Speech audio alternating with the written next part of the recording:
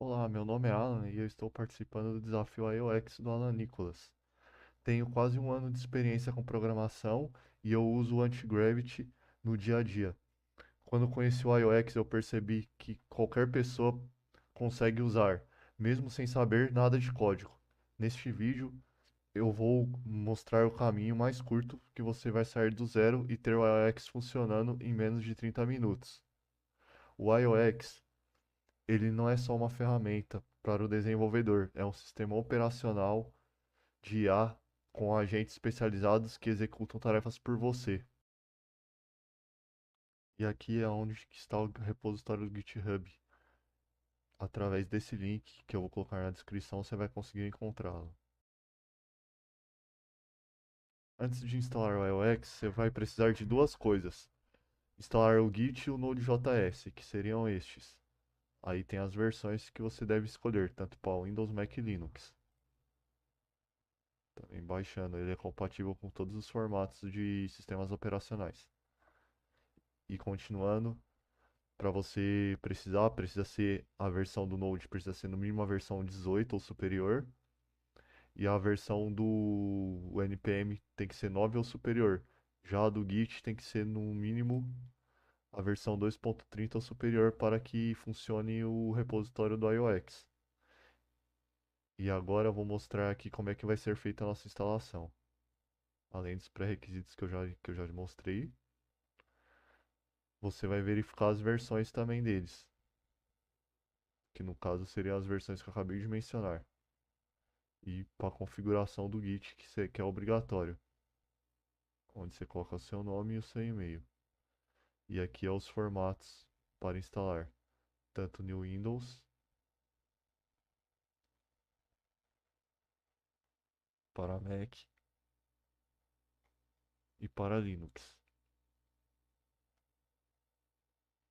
E as IDEs que são compatíveis com a ferramenta são tanto o Cloud Code, que é a que usam, junto com o repositório do iOX, que é a mais recomendada. Você pode usar tantas ideias como a do Cursor, por exemplo, do VS Code. Eu uso, por exemplo, a do Antigravity, ou o Gemini CLI, ou o Codex da OpenAI. Qualquer um desses são compatíveis com o framework do iOX. Bom, agora vamos para a instalação do iOX. No caso, a gente teria primeiro que digitar esse comando para para executar a instalação do projeto, mas antes sempre devemos criar uma pasta na área de trabalho, no Deslocal C, por exemplo, para poder estar fazendo a instalação do iOX dentro dessa pasta, que aí no caso você digitaria dentro do terminal a CD e o endereço do seu projeto, que no caso seria uma pastinha com o endereço do iOX. Aí, após isso, você ia dar o primeiro comando de instalação. Aqui temos a documentação oficial, que era o repositório que eu tinha acabado de mostrar. E ao fazer este comando, vai aparecer as seguintes telas. Primeiro, vai aparecer uma tela assim, dessa forma, aonde você vai selecionar o idioma em português. Tem suporte para três idiomas: inglês, português e espanhol. E eu tinha selecionado a opção português. Depois disso, vai aparecer o modo que você quer instalar o projeto. Tem o modo assistido, que é o recomendado para os iniciantes, e o modo avançado para quem já é desenvolvedor há mais tempo. Aí, no caso, seguiremos com o modo assistido. Depois disso, apareceria todos os programas que a gente iria executar o repositório do iOX. No caso, o Cloud Code já vem habilitado e o Codex e o Antigravity são dois que temos que selecionar, onde nós movemos com as setas de cima e de baixo e apertamos a tecla de espaço para aparecer essas bolinhas verdes dentro do símbolo de marcação, que no caso selecionamos essas três plataformas, Cloud Code, Codex e Antigravity. Após isso, vai aparecer para você selecionar o modo de linguagem, que no caso escolhi a Next.js, pois ela comporta todos os arquivos para criação de páginas ou de dashboards, todos os projetos que envolvem design system. E depois disso, vai aparecer a instalação concluída. Aí dentro do Antigravity vai aparecer o caminho com todas as pastas, como foi instalado. E eu configurei o próprio Antigravity, que nem como se fosse dentro do Cloud Code. Eu digitando comando barra, eu posso chamar qualquer um dos agentes. Também alguns comandos úteis, no caso, depois que é feita a instalação, digitando o endereço da pasta do IOX, você pode colocar esse comando para ver se não tem nenhuma falha, nem alguma instabilidade no sistema. E também comandos úteis, como atualizar o repositório caso surja alguma atualização futura do iOX. Esse daqui que seria a mesma coisa do de cima, para verificar a saúde do seu iOX, que aí no caso você verificaria e ele faria todas as correções possíveis. E para você sempre criar um outro projeto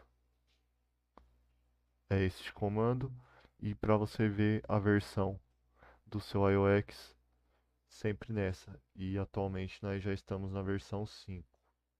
E aqui seria a estrutura mais ou menos de como ficariam as pastas do seu projeto. Tem a do iOS Core, tem os seus agentes, suas tasks, seus workflows. A pasta .cloud só executa dentro do Cloud Code, no caso, que tem os agentes, as tasks e os docs. E o .env é onde é que você vai guardar suas chaves APIs, que você pode usar as LLMs ou fazer integrações, que é o que vamos discutir a seguir. Bom, agora para configurarmos as chaves APIs, no caso, seria mais ou menos entrando dentro do .env que eu tinha explicado no projeto, e você colocaria esses comandos, onde apareceria desta forma dentro do Antigravity, que eu irei mostrar daqui a pouco, e você iria colar as chaves APIs. Aí, para isso, você teria que acessar, ou que no caso aqui no Cloud,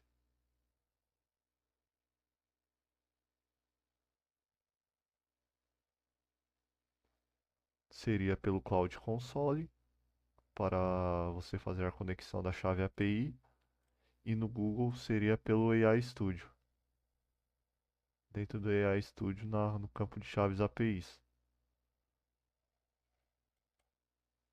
Aí voltando aqui, eu logaria no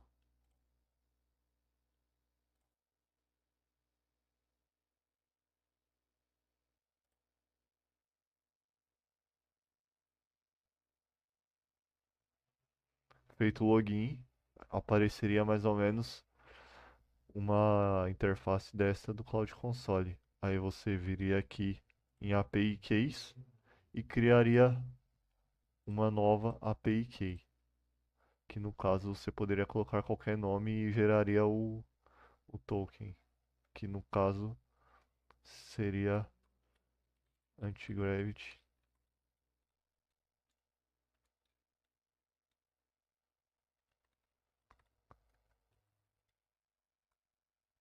Cloud Code API Key, como exemplo no caso. Aí geraria essa chave de token, que no caso copiaria e colaria dentro do projeto. Aí, no caso, eu colaria bem aqui, ó, onde é que está Anthropic Key. Eu pegaria aquela chave e colaria o código bem aqui dentro do Antigravity. Aí você pode ter como alternativas várias chaves APIs. tanto da DeepSeek, da OpenAI, por exemplo, do GitHub, de várias plataformas externas.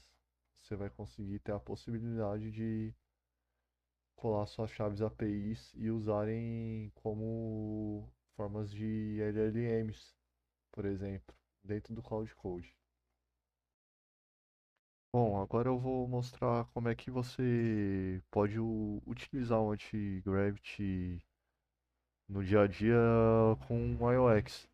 Aí no caso, eu sempre dou um comando barra, onde aparece a lista de todos os agentes nativos do iOS, que aí no caso seriam esses 12 aqui, ó. O iOS Master, o orquestrador principal, o Dev, que seria o programador, que é o que faz a maior parte de código, o QA, que é o Quality Assurance, o Architect, que faz a arquitetura do sistema e decisões técnicas, o PM, que ele cria os PRDs, que é um documento muito importante, sempre na hora do planejamento do projeto. Você tem que criar isso primeiro para ele conseguir trabalhar melhor. Tem o SM, Scrum Master, que ele cria stories e o Sprint Planning. Tem o DevOps, que ele sempre é o que sobe para o GitHub os projetos quando você finaliza. O Analyst, que é um dos mais utilizados, que é o analista, que ele sempre analisa a maioria de pesquisa de mercado e análises. Tem o Data Engineer, que ele é mais da parte de dados. Tem o UX Design Expert, que é voltado para design system, para criação de microsas, de dashboards. O Squad Creator, que você pode criar outros squads desses daqui, só que de maneira livre. Você pode criar de acordo com a sua imaginação. E também tem o guia de seleção de agentes, que no caso seria mais um outro squad para você fazer a parte de decisões. E voltando no Anti-Gravity, eu selecionando, por exemplo, o Dev e chamando ele, ele vai carregar.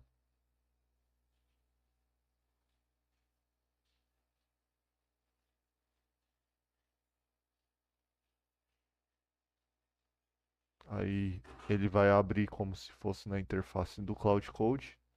É que essa é uma alternativa que eu vi para também economizar tokens, porque o plano pago do Cloud para alguns não é acessível. Aí no caso aparece que ele está ativado. Aí são os comandos básicos dele: barra help, apply QA fix, run tests e exit. Aí no caso, se eu digitar um barra help, um asterisco help, vai aparecer uma ajuda necessária para você utilizar o agente. Para os mais iniciantes que não sabem, está carregando no caso,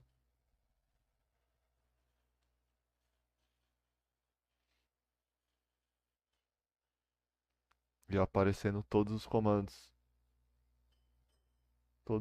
necessários para ajudar.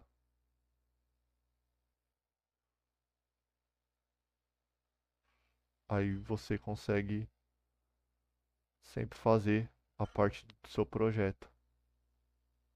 No Cloud Code a visão por terminal é assim, você vai mostrar todos esses comandos e daí você seleciona de acordo com a sua aplicação.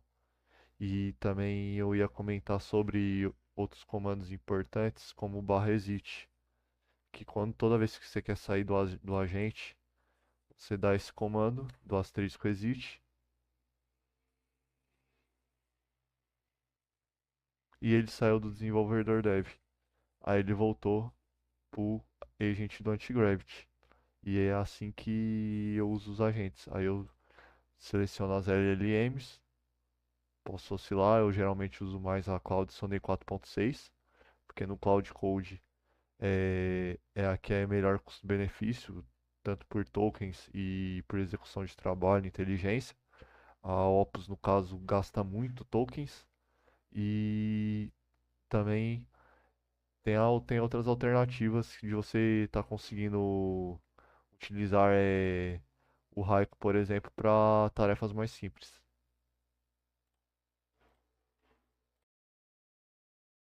O que aprendi usando essas ferramentas é que a barreira de entrada da programação está caindo rápido. Com a iOS, ela praticamente desapareceu para tarefas repetitivas do dia a dia. Mas tem uma armadilha que ninguém fala para quem está começando. Seus tokens vão acabar rápido se você não configurar a stack corretamente. A minha meta é bater a marca de 50 inscritos e 30 comentários até o dia 1º de abril.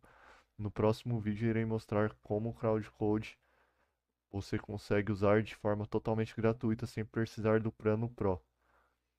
Me ajudem a chegar lá, se inscrevam e comentem aqui. Até a próxima.